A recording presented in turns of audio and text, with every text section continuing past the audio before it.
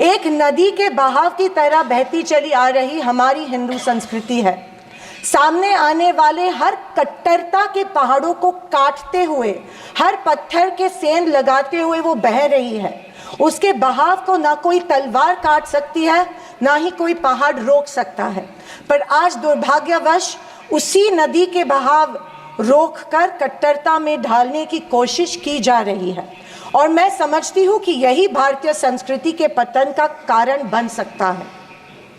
अध्यक्ष महोदय, डॉक्टर बाबा साहेब अम्बेडकर ने बनाए गए संविधान के बदौलत पिछड़े और दलित वर्ग को आरक्षण के जरिए समाज में स्थान और सम्मान मिला, पर आज वह आरक्षण भी इनके नजरों में खटक रहा है। इसीलिए सभी सरकारी और निम्न सरकारी कंपनीज का प्राइवेटाइजेशन करके इनडायरेक्टली आरक्षण खत्म करने का षड्यंत्र बीजेपी कर रही है। स्पीकर सर, इनके मुताबिक गए 2014 के पहले कोई भी अच्छा काम देश में नहीं हुआ और कुछ महानुभावों के मुताबिक देश आज़ाद ही 2014 में हुआ।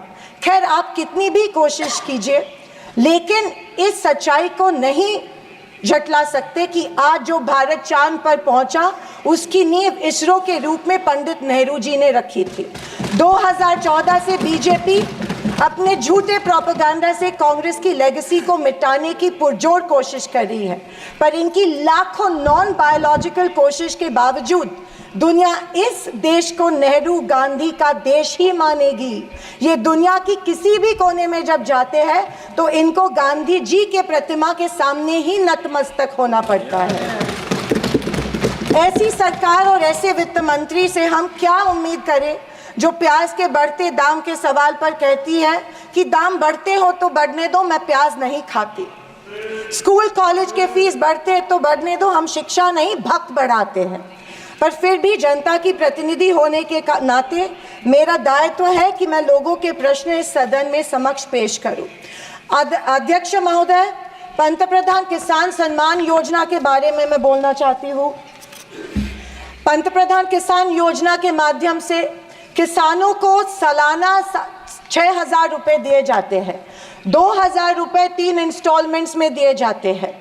2,000 रुपये दिए जाते हैं, लेकिन 18% फर्टिलाइजर्स के सैक पे उनको जीएसटी के माध्यम से देना पड़ता है।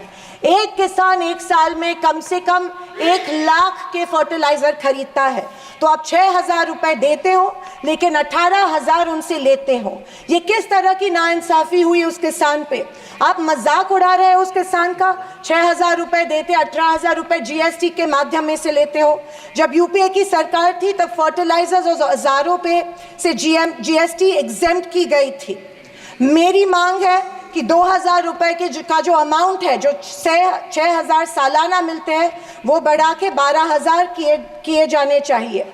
अध्यक्ष महोदय, किसान सम्मान योजना, मेरे कॉन्स्टिट्यूएंसी में करीबन 50,000 लोग इस योजना से वंचित है क्योंकि इसको अप्रूवल्स नहीं मिल रहे हैं। जब वो मंत्रालय में जाते हैं और पूछते हैं हमारी योजना को अप्रूवल को क्या हुआ, वो कहते हैं कि दिल्ली जाके पूछो, हमें नहीं पता है। तो किसान योजना, किसान सम्मान योजना का इंटेंशन क्या है?